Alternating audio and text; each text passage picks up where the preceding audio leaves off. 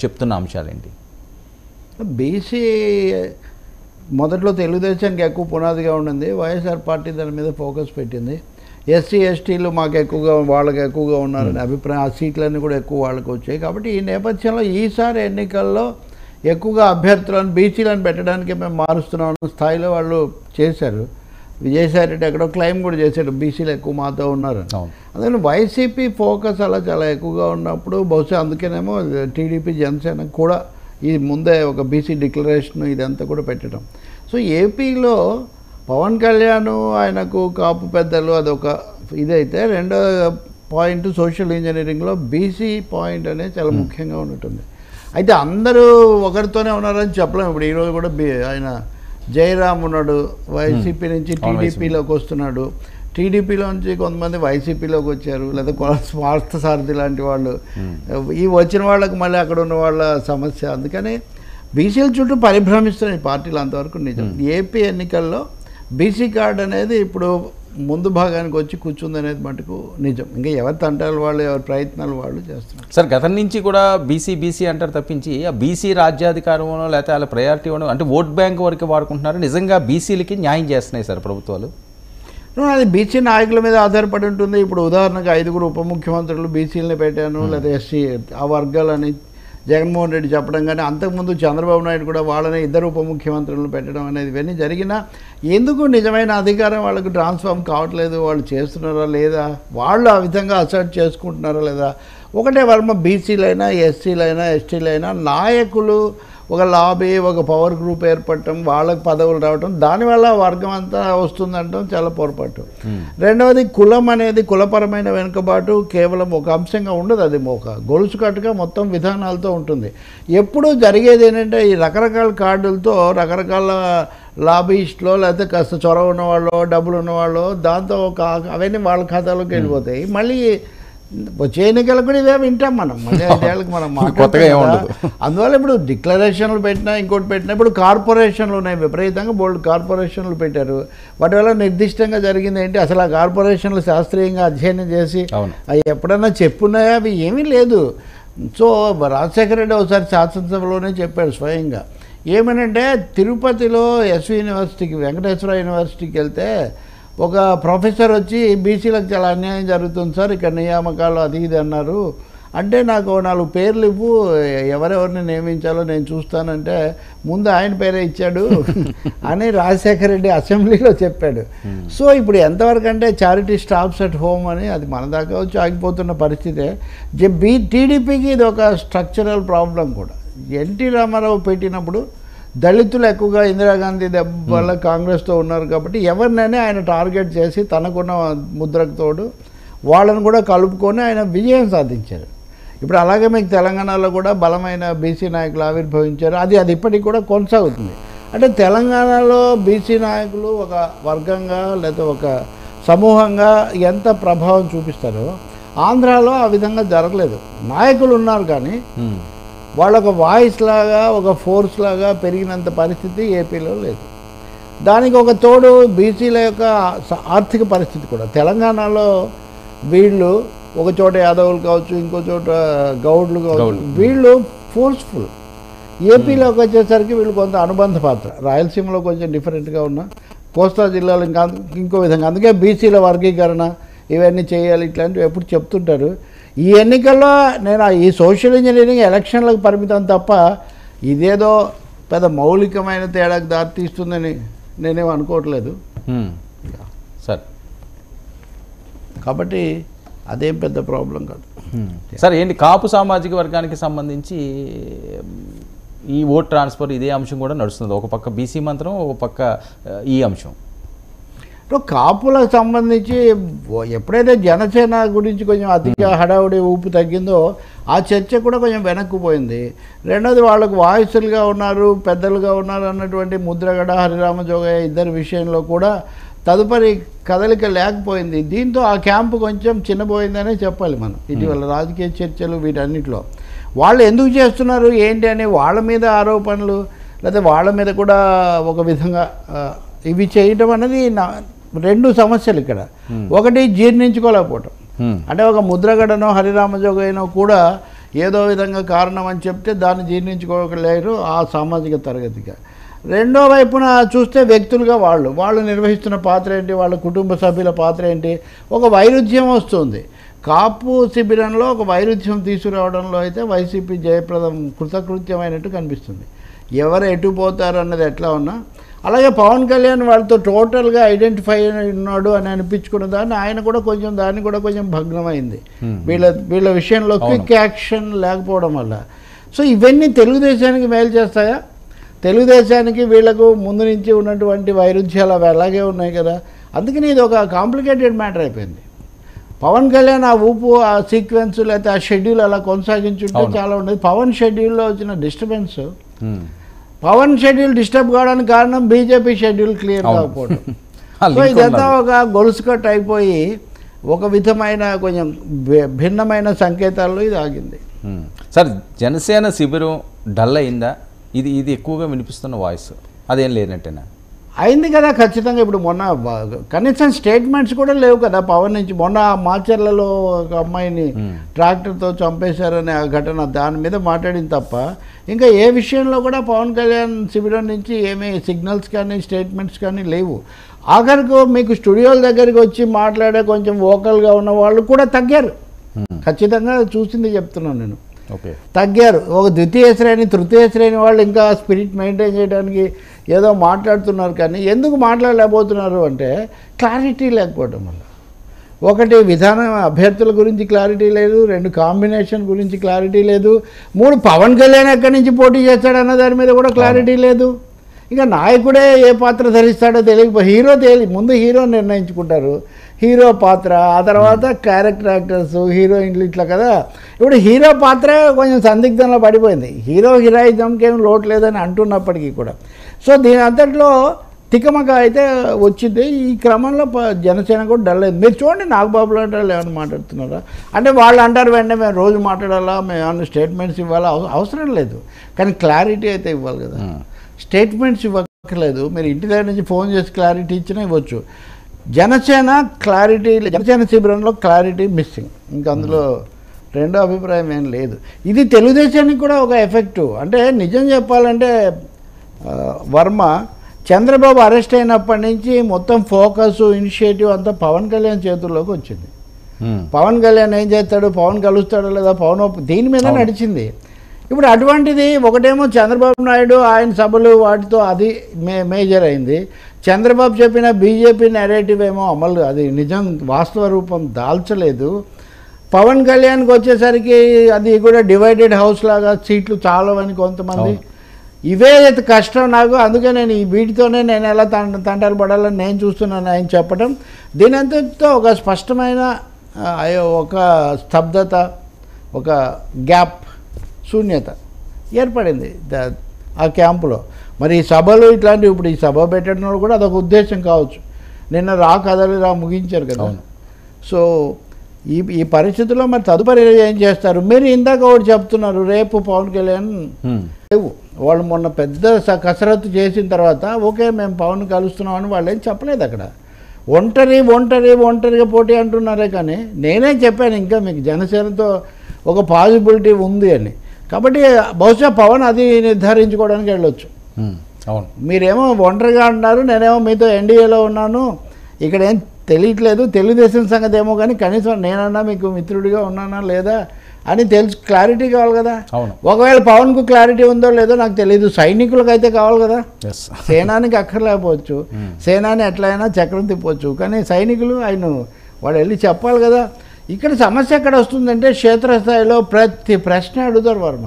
అవును, కరెక్ట్. నేను ఇక్కడ నుంచి మీ దగ్గర నుంచి లిఫ్ట్ దిగి వెహికల్ ఎక్కి, లేకపోతే ఇంకో ఊరు వెళ్ళి, లేకపోతే ఇంకొక కార్యక్రమానికి వెళ్తే మామూలు అభిప్రాయాలతో జనం ఆగరు. అటువంటిది రంగంలో ఉండి అభ్యర్థుల తరఫున, పార్టీల తరఫున పనిచేసే కార్యకర్తలకు అసంఖ్యాకమైన ప్రశ్నలు ఎదురవుతాయి.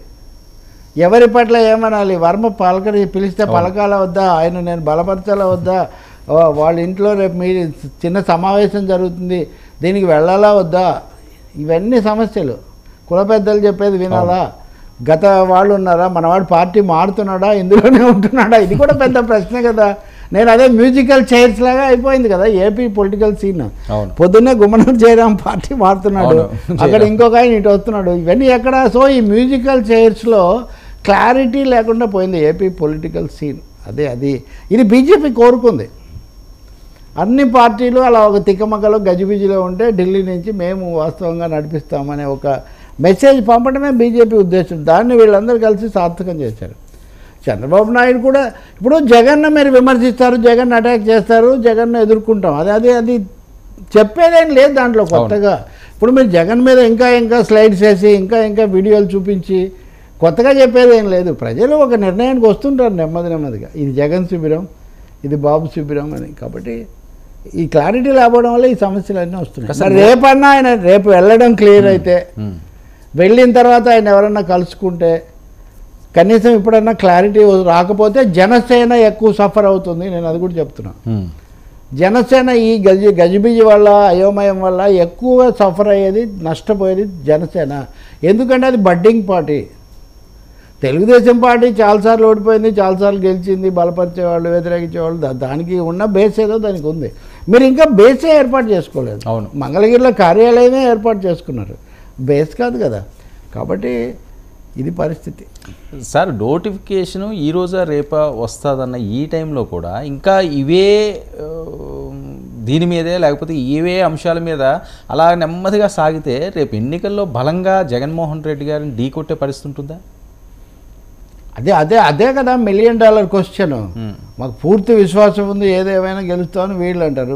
వైసీపీ వాళ్ళు ఓవర్ కాన్ఫిడెంట్గా ఉన్నారు. అసలు ఇది సమస్యే కాదు, ఎంత మెజారిటీ గతసారి అంతా అనే మాది అన్నట్టుగా వాళ్ళు ఉన్నారు. ఈ మధ్యలో నడుస్తున్న నాటకం ఇది. అంతే. మీరు అన్నట్టుగా ఇంత నోటిఫికేషన్ ఇక్కడికి వచ్చినా ఎందుకు ఇది జరగడం లేదు అంటే క్లారిటీ లేదు కాబట్టి, కాన్ఫిడెన్స్ డెఫిషియన్సీ కూడా ఉంది, కాన్ఫిడెన్స్లో లోటు కూడా ఉంది. కాబట్టి ఇలాంటి పరిస్థితుల్లో కాంబినేషన్స్ అనివార్యం అనుకున్నారు, కాంబినేషన్స్ వర్కౌట్ కావట్లేదు. కాబట్టి ఇన్ని కారణాల వల్ల ప్రతిపక్ష శిబిరంలో ఈ గ్యాప్ వస్తూ ఉంది. వాళ్ళు గెలుస్తారా లేదా, ఓట్లు ఎన్ని వేస్తారా, ఎట్లా ఉన్నా వాళ్ళేదో ఒక రూట్లో వాళ్ళు వెళ్తున్నారు. పైగా వాళ్ళకి ఒకటే నాయకుడు, ఎవరిని అడగక్కర్లేదు, ఎవరిని కలవక్కర్లేదు, ఎవరి మాట వినక్కర్లేదు. కాబట్టి ఆ అడ్వాంటేజ్ ఉంది వాళ్ళకు. వీళ్ళకు ఈ సమస్య అయిపోయింది. ఈ రోజన్నా బీసీ డిక్లరేషన్ ఎందుకు, అసలు పొలిటికల్ డిక్లరేషనే లేదు.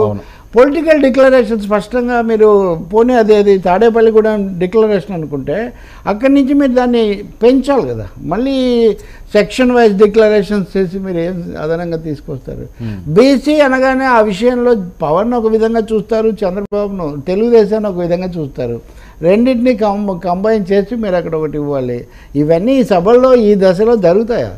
ఇప్పుడు జరగాల్సిందే రాజకీయ సమీకరణ, సైన్యం సిద్ధమై యుద్ధంలోకి పోవటం, షణ్ముఖ వ్యూహమా లేకపోతే ఇంకొక వ్యూహమా, అది చెప్పడం కానీ అది జరగట్లేదు కదా.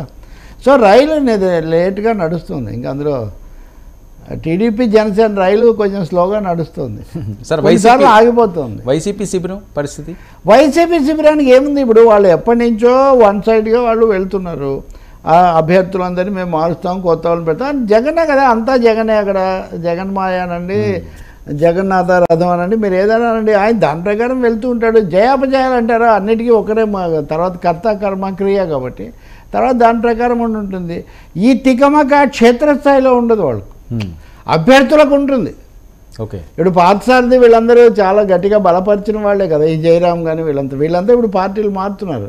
సో నాయకులు వాళ్ళ ప్రయోజనాల కోసము లేకపోతే వాళ్ళ ఆ స్థానిక పరిస్థితులను బట్టి మారచ్చు, మారకపోవచ్చు. కానీ ఎన్నికల రథము, యంత్రాంగము, వనరులు, ఈ సమస్య వైసీపీకి కొంచెం తక్కువ ఉంది కంపారిటివ్గా. సరే, మా పథకాలే మా పథకం, రాజకీయ పథకం, ప్రభుత్వ పథకమే మా రాజకీయ పథకం అన్నట్టుగా వాళ్ళు ఉన్నారు. అది ఇక్కడ. సరే, ఎన్నికల సమీపిస్తున్న వేళ మీరన్నట్టుగా సైన్యాన్ని సిద్ధం చేసుకోవాలి, బలమైన అభ్యర్థులను నిలబెట్టుకోవాలి, సామాజిక పరంగా దృష్టి సారించాలి.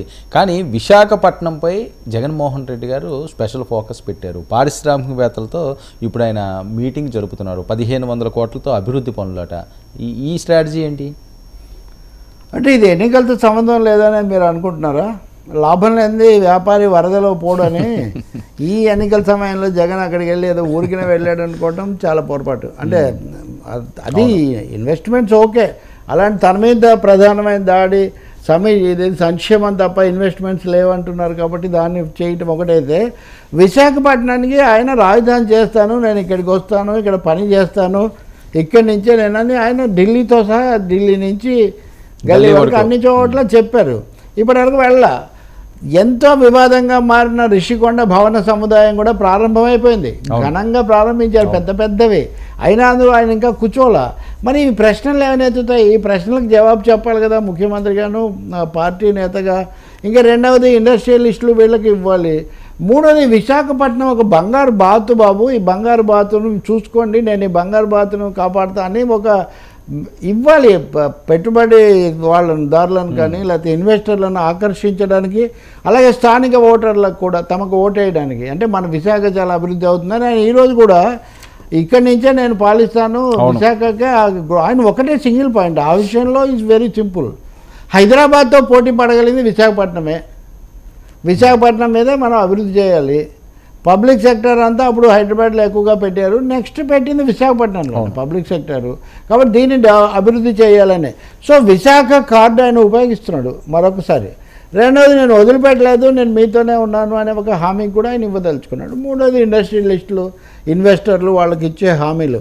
ఇప్పుడు 70% వ్యవసాయం ఆంధ్రప్రదేశ్లో ఫిషరీస్ ఇవన్నీ ఉంటే సర్వీస్ సెక్టర్ హైదరాబాద్లో ఉండిపోవడం వల్ల ప్రధానంగా ఏపీకి రావాల్సిన బెనిఫిట్ రావట్లేదు. ఈ సర్వీస్ సెక్టర్ ఇవన్నీ విశాఖలో కేంద్రీకరించాలి, దానికోసం ఫోకస్ ఇది అని. సో ఒకటి investment message, 2 political message, 3 capital message, 4 voters message. ఇన్ని లక్ష్యాలతో ఆయన అక్కడికి వెళ్ళినట్టుగా అనిపిస్తుంది ఈ టైంలో. మిగిలినవన్నీ ఎన్నికల సభలే ఆయన ఈ మధ్య మాట్లాడినవి, లేదా బటన్లు. ఇది కాదు, ఇది డిఫరెంట్ అనమాట. సరే అయితే వస్తాను అని చాలామంది క్యాంప్ ఆఫీస్లోకి ఎందుకు కూర్చోలేదు రోజాని కూడా అడిగారు మొన్న మంత్రిని. ఆయన నిర్ణయం మీద ఆధారపడి ఉంటుంది, సిద్ధంగా ఉంది అదంతా అన్నారు. ఇప్పుడు మీరు చూడండి, వర్మ ఒక 2 ఏళ్ల పాటు ఆ రిషికొండ గురించి తప్ప ఏం చర్చించలేదు. రిషికొండ ఏమైంది, ఇప్పుడు రిషికొండ ఓపెన్ అయిపోయింది, అసలు అది it is no more in the news. నేను అంటుంది ఏంటంటే ప్రజల యొక్క నిజమైన సమస్యలు, దానికి దేనికి ఎంత ప్రయారిటీసు ఆ టైంలో ఎక్కువగా ఇవ్వడం వల్ల అవసరం లేని వాటి మీద ఎంత సమయం ఇదైపోయిందో ఇప్పుడు తెలుస్తుంది. కోర్టులో కేసు వేస్తామండి, కోర్టు చూసుకుంటుంది కదా. బయట ఇప్పుడు వివేకానంద రెడ్డి హత్య ఉందండి, ఈరోజు వీళ్ళు చెప్తున్నారు, సాక్షి కూడా 2 పేజీలు వేస్తుంది. ఏం లాభము? కోర్టుల్లో సుప్రీంకోర్టు నుంచి పులివెందుల కోర్టు వరకు విచారిస్తుంటే బయట చేసేది దేనికి ఉపయోగపడుతుంది? అది రిషికొండ పరిస్థితి కూడా అంతే. ఐ థింక్ ఆయన మళ్ళీ నేను వస్తాను, నా మైండ్ మారలేదు, my capital is Visakhapatnam, but Amaravati శాసన రాజధానిగా కొనసాగుతుంది. అది కూడా చెప్తున్నాడు, కేర్ఫుల్ మధ్యలో దెబ్బతినిపోయింది రాయలసీమలో న్యాయ రాజధాని హైకోర్టు, అదే ఇక్కడ అజెండాలో లేదు. So is giving a regional message, balanced growth, ప్రాంతాల సమతులాభివృద్ధి జరగాలి అనేది అయితే చెప్తున్నాడు. సుప్రీంకోర్టులో ఉంది కాబట్టి రాజధాని ఇప్పుడు మారదు, అదే అయ్యుండొచ్చు ఆయన అంతిమమైన. సో ఈసారి ఎన్నికల అజెండా అమరావతి వర్సెస్ విశాఖ అనుకోవచ్చా? That sure. ఎందుకంటే వైసీపీకి రాజకీయంగా రాయలసీమలో బెటర్, ఉత్తరాంధ్రలో కూడా పర్వాలేదు, ఈ క్యాపిటల్ స్లోగన్ కూడా మాకు ఓట్లు తేవడానికి ఉపయోగపడుతుందని వాళ్ళు అనుకుంటున్నారు. ఆ మధ్యలో ఉన్న coastal belt plus Prakasam Nellore జిల్లాలో క్లియర్గా అనేక బలమైన నాయకులు అటు వెళ్ళిపోయారు, కొంత పొందిక మారుతుంది.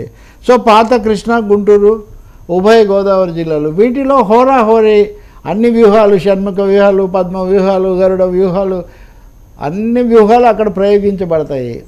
ఇప్పటికే ఈ నాయకులందరూ పద్మవ్యూహంలో చిక్కుకున్నట్టుగా ఇందాక మనం చర్చించినవన్నీ అందుకే వస్తున్నాయి. కాబట్టి అదే మెసేజ్. వైజాగ్ అనేది మేజర్గా వస్తుంది ఎన్నికలప్పుడు అందరూ అనుకున్నారు, అవును, మధ్యలో దాన్ని పక్కన పెట్టారని అలా అనిపించి మళ్ళీ దాన్ని పైకి తీసుకొస్తున్నారు. సో ఈరోజు జగన్ విశాఖ పర్యటన ఆ మెసేజ్ ప్రధానంగా మీరు అన్నది వైజాగ్ వర్సెస్ అమరావతి, మంగళగిరి. అంటే అమరావతి కంటిన్యూయింగ్ as క్యాపిటల్, ఉన్నవేవో ఉంటాయి, వాటిని మేమేమి డిస్టర్బ్ చేయము.